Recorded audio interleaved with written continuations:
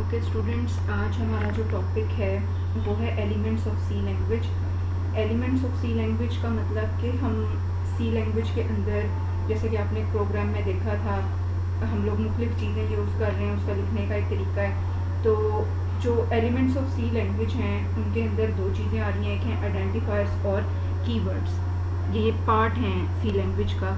तो आइडेंटिफायर्स क्या चीज़ हैं कि आइडेंटिफायर्स जो हैं वो नाम हैं जो हम वेरिएबल्स के या कांस्टेंट के या डिफरेंट डाटा टाइप्स के या फंक्शंस वगैरह के लिए रखते हैं, यूज़ करते हैं। और जो आइडेंटिफायर्स हैं उनके नाम हम 31 कैरेक्टर्स से ज़्यादा भी रख सकते हैं। मतलब अगर आप एक नाम टाइप कर रहे हैं और उसके अंदर 31 हरफों से ज़्यादा हरफ ऐड हो गए हैं, तो जो कंपाइलर है वो सिर्फ 31 कैरेक्टर्स को देखता है, बाकियों को इग्नोर कर देता है। मतलब नाम हम इतना लंबा 31 हरफों तक का रख सकते हैं किसी भी आइडेंटिफायर का जो नेम है। तो दो तरह के आइडेंटिफायर्स होते हैं, एक हैं स्टैंडर्ड आइडेंटिफायर्स और एक हैं यूज़र डिफाइंड। अब देखते हैं कि स्टैंडर्ड आइडेंटिफायर्स क्या हैं। ये ऐसे रिजर्व्ड वर्ड्स हैं स्टैंडर्ड आइडेंटिफायर्स जो सी में ऑलरेडी मौजूद हैं और उनका एक स्पेशल मीनिंग है इन आइडेंटिफायर्स का, और इनको हम रीडिफाइन कर सकते हैं, इनको किसी और पर्पस के लिए भी यूज़ कर सकते हैं। लेकिन अगर हम ऐसा करेंगे तो क्योंकि सी का कंपाइलर जो है वो उनको अपने पुराने पर्पस पे ही देख रहा था, तो फिर इस तरह से एरर्स आएंगे, हमारी प्रोग्रामिंग में प्रॉब्लम आएगी। तो हम उनको रीडिफाइन कर सकते हैं उनके मीनिंग्स को, लेकिन फिर इस तरह से प्रॉब्लम्स आएगी। तो ये है कि जैसे एग्जांपल्स अब मैं आइडेंटिफायर की आपको देती हूँ कि हमने जो प्रोग्राम देखा था, जो मैंने आपको बना के दिखाया था, जिसके अंदर हम लोगों ने नंबर साइन इंक्लूड का वर्ड यूज़ किया। अब ये जो इंक्लूड है ये एक कीवर्ड है। प्रिंटफ जो है वो एक आइडेंटिफायर है। एक प्रिंटफ जो है वो एक ऐसे फंक्शन का नेम है जो प्रिंट करवाता है स्क्रीन के ऊपर आउटपुट को। इसी तरह ये आप देख रहे हैं stdio.h इसकी एग्जांपल है, ये एक फाइल का हेडर फाइल का नेम है। console.io.h एक हेडर फाइल का नेम है, ये भी आइडेंटिफायर है। getch एक फंक्शन है। तो ये सब जो हैं वो आइडेंटिफायर की एग्जांपल्स हैं, इसके अलावा और बहुत से हैं। अब देख रहे हैं कि यूज़र डिफाइंड आइडेंटिफायर्स क्या होती हैं। वो तो थे ना स्टैंडर्ड आइडेंटिफायर्स, वो हैं जो सी में ऑलरेडी बने हुए हैं, वो नेम हैं किसी चीज़ के और उनके स्पेशल मीनिंग्स हैं। तो यूज़र डिफाइंड वो हैं जो यूज़र खुद से बना रहे हैं, ठीक है। अब इसके अंदर दो आ रहे हैं, एक वेरिएबल्स और एक कॉन्स्टेंट। जब यूज़र प्रोग्राम लिखता है, सपोज उसने 2 का पहाड़ा जनरेट करवाना है, यूज़र ने मतलब एक ऐसा प्रोग्राम बनाना है कि वो प्रोग्राम को कहे कि 2 का पहाड़ा जनरेट कर दो, तो वो जो प्रोग्राम है वो आपकी स्क्रीन के ऊपर 2 का पहाड़ा डिस्प्ले कर दे। तो इन कामों के लिए ये जो कैलकुलेशन टाइप के हमारे जो जिनके अंदर कैलकुलेशंस हो रही होती हैं, ऐसे प्रोग्राम्स में हमें वैल्यूज़ को स्टोर करने के लिए, नंबर्स को स्टोर करने के लिए वेरिएबल्स की ज़रूरत पड़ती है और कॉन्स्टेंट्स की ज़रूरत पड़ती है।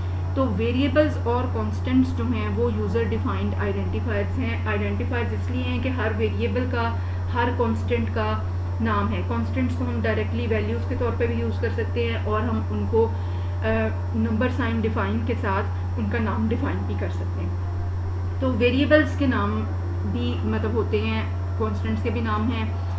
ये दोनों जो हैं ये यूज़र डिफाइंड आइडेंटिफायर्स हैं। अच्छा जी, अब ये देखते हैं कि ये दोनों जो हैं, ये वेरिएबल्स जो हैं और कांस्टेंट जो हैं वो रैम के अंदर, जो आपकी मेन मेमोरी है रैम, उसके अंदर स्टोर हो रहे होते हैं। एक्चुअली ये मेमोरी लोकेशंस ही हैं जिनका नाम हमने अपने प्रोग्राम के अंदर रख लिया, तो उसको हम वेरिएबल कह रहे हैं, ठीक है। उसका जो भी नाम रखेंगे वो नाम उसका हमारे प्रोग्राम में उसका वो नाम है, लेकिन रैम में उसका एक एड्रेस होगा, उसके अंदर कोई वैल्यू स्टोर हुई भी होगी। ज़ाहिर है वो रैम की लोकेशन है, तो रैम जो है वो बिट्स और बाइट्स पर मुश्तमिल है, तो हर बाइट का एक एड्रेस होता है। जैसे अगर हमने एक इंटीजर टाइप का वेरिएबल लिया हो, ये आगे जाके मैं आपको प्रोग्राम बना के दिखाऊंगी। जो इंटीजर टाइप का वेरिएबल होता है वो रैम के अंदर 2 बाइट्स स्पेस लेता है, ठीक है। तो वो जो हर बाइट का एक एड्रेस है सपोज, तो फिर क्या होगा कि 2 बाइट्स जो हैं वो रिज़र्व हो जाएंगी उस वेरिएबल के लिए, उनका बाकायदा उस वेरिएबल का एड्रेस होगा पहली बाइट वाला, और वो पहली बाइट और उससे अगली बाइट वो दोनों रिज़र्व हो जाएंगी और उनके अंदर वो वैल्यू जो भी आप उस वेरिएबल में स्टोर करना चाहेंगे वो स्टोर कर सकेंगे। तो वेरिएबल्स के अंदर ऐसा डाटा होता है जो चेंज हो सकता है, वो उसके नाम से ही जाहिर है वेरिएबल। वेरी करना का मतलब होता है डिफरेंट होना, एबल का मतलब है जो हो सके, जो वेरी कर सके, जो चेंज हो सके, ठीक है। तो उसका नाम चेंज नहीं होता, जो प्रोग्रामर ने अपने प्रोग्राम में वेरिएबल का नाम रख दिया है वो चेंज नहीं होता, बल्कि उसकी वैल्यू को चेंज किया जा सकता है। इसी तरह जो कॉन्स्टेंट्स हैं वो भी वैल्यूज़ हैं, उनके नाम आप रख सकते हो, डायरेक्ट यूज़ कर सकते हो, लेकिन वो वैल्यूज़ चेंज नहीं होती। जैसे आप लोगों ने मैथ्स में पाई की वैल्यू पढ़ी है 3.1416, तो ये अगर वैल्यू अगर आप किसी प्रोग्राम में यूज़ करना चाहते हैं, आप कोई पाई को यूज़ कर रहे हैं कहीं पे किसी फॉर्मूले में प्रोग्राम के अंदर, तो आप उसको डायरेक्टली भी यूज़ कर सकते हैं, और आप ये जो है कांस्टेंट डिफाइन कर सकते हैं पाई के नाम से और उसकी वैल्यू वहाँ पर बता सकते हैं। तो वेरिएबल्स जो हैं वो इसलिए हम यूज़ करते हैं ताकि हम प्रोग्राम के अंदर जो भी हमने इनपुट डाटा है, जो वैल्यूज़ हैं, कोई नंबर्स हमें चाहिए हैं, उनको स्टोर कर सकें, और फिर जो उनके ऊपर प्रोसेसिंग करके जो रिज़ल्ट्स आ रहे हैं उन वैल्यूज़ के ऊपर हमने कोई प्रोसेसिंग की है, जैसे 2 का पहाड़ा जनरेट करवाया था, तो वो जो 2 1s are 2 करने के बाद जो 2 आंसर आया है उसको भी स्टोर करने के लिए हमें कोई ना कोई वेरिएबल चाहिए होगा, ठीक है। तो रिज़ल्ट्स और कैलकुलेशंस करने के लिए हमें जो जिस डाटे के ऊपर हमने कैलकुलेशंस करनी है और फिर उन कैलकुलेशंस के रिज़ल्ट जो स्टोर करने हैं उनके लिए हमें वेरिएबल चाहिए। तो जो हमारी सी लैंग्वेज है ये केस सेंसिटिव है, इसमें आप जो कुछ अपर केस में लिखेंगे वो डिफरेंट होगा, जो कुछ आप लोअर केस में लिखेंगे वो डिफरेंट होगा।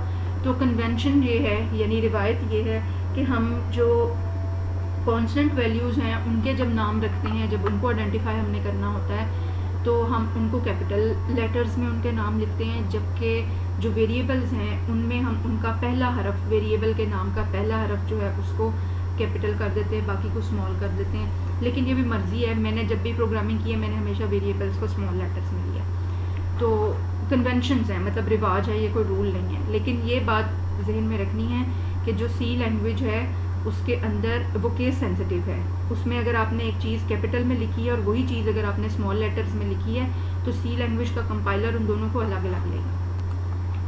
अच्छा जी, अब हमारे कीवर्ड्स आगे आ गए। पहले तो थे आइडेंटिफायर्स, अब कीवर्ड्स हैं। कीवर्ड्स क्या, इनको रिजर्व वर्ड्स भी बोलते हैं और इनका एक प्री डिफाइंड मीनिंग है। सी लैंग्वेज में 32 कीवर्ड्स मौजूद हैं और इनको, ये जो कीवर्ड्स जिनकी मैं बात कर रही हूँ, इनको हम क्या कहते हैं ना, रीडिफाइन नहीं कर सकते। इनका भी एक प्री डिफाइंड मीनिंग सी में मौजूद है, किसी न किसी ख़ास मकसद के लिए ये कीवर्ड्स यूज़ हो रहे हैं और इनको हम प्रोग्राम के अंदर इनका मकसद रीडिफाइन नहीं कर सकते। आइडेंटिफायर्स के बारे में मैंने बताया था कि उनको हम रीडिफाइन कर सकते हैं, लेकिन कीवर्ड्स जो कि रिजर्व्ड वर्ड्स हैं इनको हम चेंज नहीं कर सकते और ये हमेशा लोअर केस में लिखे जाते हैं जो कीवर्ड्स हैं।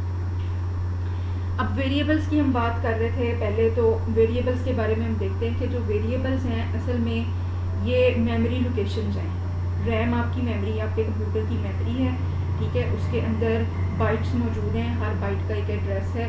तो वो जो वेरिएबल्स हैं वो बाइट्स पर मुश्तमिल होते हैं, यानी जब आप प्रोग्राम में एक वेरिएबल डिफाइन करते हैं किसी वैल्यू को उसमें स्टोर करने के लिए, तो रैम के अंदर जगह जो है वो रिजर्व हो जाती है, बाइट्स रिजर्व हो जाती हैं, उन बाइट्स के अंदर वो वैल्यूज़ जो है वो जाके स्टोर हो रही होती हैं। तो आप उस एड्रेस, उनके एड्रेस को अपने प्रोग्राम के अंदर डायरेक्ट एक्सेस नहीं कर रहे होते। जैसे मैंने बताया था कि सी हाई लेवल लैंग्वेज है, तो क्योंकि रैम जो है वो हार्डवेयर है और वो जो बाइट्स हैं वो उनके एड्रेसेस हैं, तो आपको उस हार्डवेयर के एड्रेस जानने की ज़रूरत नहीं है, ना ही आप डायरेक्टली उसको यूज़ करते हो, बल्कि आप क्या करते हो, उन बाइट्स के एड्रेसेस तो बनेंगे, वो कंपाइलर हैंडल करेगा, ठीक है। वो एड्रेसेस में उस एड्रेस पर जाकर एक वैल्यू भी स्टोर होगी, उनको कंपाइलर हैंडल करेगा। लेकिन आप क्या करते हो, आप अपने प्रोग्राम में उनका एक नाम रख लेते हो, वो जो नाम रखते हो उसको वेरिएबल बोलते हैं। तो अब प्रोग्राम का जो इनपुट डाटा है या कैलकुलेशन के जो रिजल्ट्स हैं या कैलकुलेशन करने के लिए जो अपने वैल्यूज़ को स्टोर करना है, उनको स्टोर करने के लिए वेरिएबल्स जो हैं वो यूज़ होते हैं और उनकी वैल्यू जो है वो प्रोग्राम एग्जीक्यूशन के दौरान चेंज भी हो सकती है। और ये मैंने बताया कि रैम के अंदर क्रिएट होते हैं। रैम जो है वो हमारे कंप्यूटर की मेन मेमोरी है, तो डाटा जो भी इन वेरिएबल्स के अंदर स्टोर होगा, क्योंकि रैम टेम्परेरी मेमोरी है इसीलिए जो हमारे वेरिएबल्स हैं उनके अंदर भी डाटा जो है वो टेम्परेरीली स्टोर हो रहा होता है। यानी जब तक आपका प्रोग्राम रैम के अंदर लोडेड है, वो रन हो रहा है या कंपाइल आप उसको कर रहे हैं या आप उसको एडिट कर रहे हैं, जब तक वो रैम में लोड है तब तक ये वेरिएबल्स भी हैं। आप जैसे उस प्रोग्राम को क्लोज करेंगे ये वेरिएबल्स की जो लाइफ है वो भी वहाँ से ख़त्म हो जाएगी। तो क्योंकि मेमोरी लोकेशंस हैं तो इनके एड्रेसेस भी हैं, जैसे कि मैंने पहले बताया है। तो एड्रेस और वैल्यू जो हैं वो दोनों डिफरेंट चीज़ें हैं। ये मैं आपको नेक्स्ट डायग्राम में समझाती हूँ कि ये देखें, ये मैंने मेमोरी एक बनाई है जिसके अंदर आपको ये बाइट्स नज़र आ रही हैं। ये जो खाने हैं आपको, जैसे कि पहली बाइट है जो 000 से स्टार्ट हो रही है, दूसरी बाइट 0001 है, फिर तीसरी बाइट 0002 है। अब ये 2 वाली जो बाइट है इसके ऊपर एक वेरिएबल क्रिएट हुआ हुआ है जिसका नाम है VAR। वो स्मॉल करके शॉर्ट करके मैंने VAR वेरिएबल का नाम रखा है। उसमें एक वैल्यू स्टोर हुई हुई है 12। अब ये देखें कि यहाँ पर ही मैंने अलग करके वेरिएबल को अलग करके दिखाया है कि कंटेंट्स ऑफ वेरिएबल, यानी ये जो 12 है ये उसके अंदर वैल्यू स्टोर्ड है। VAR वो नाम है उस वेरिएबल का जो हमने अपने प्रोग्राम में यूज़ किया, और हार्डवेयर लेवल पे यानी रैम के लेवल पर उसका जो एड्रेस है वो 0002 है। अब ये जो एड्रेस है इसको कंपाइलर हैंडल करता है, इसको हमें जानने की ज़रूरत नहीं पड़ती है, ना हमें याद रखने की ज़रूरत है, ना हमें ये देखना पड़ता है कि रैम में कौन सी जगह या कौन सी बाइट खाली अवेलेबल है तो हम उसके अंदर अपना वेरिएबल क्रिएट कर लें। हम जस्ट एक वेरिएबल डिक्लेयर करते हैं। नेक्स्ट लेक्चर में हमने ये सीखना है कि वेरिएबल कैसे डिक्लेयर किया जाता है। तो हम जस्ट वहाँ पर जब वेरिएबल डिक्लेयर करते हैं तो हम उसका एक नाम रखते हैं, उसकी टाइप बताते हैं और फिर उसके अंदर एक वैल्यू डाल देते हैं। तो ये जो 12 है ये उस वेरिएबल के अंदर हमने वैल्यू डाली हुई है जिसको हम प्रोग्राम के अंदर यूज़ कर सकते हैं। तो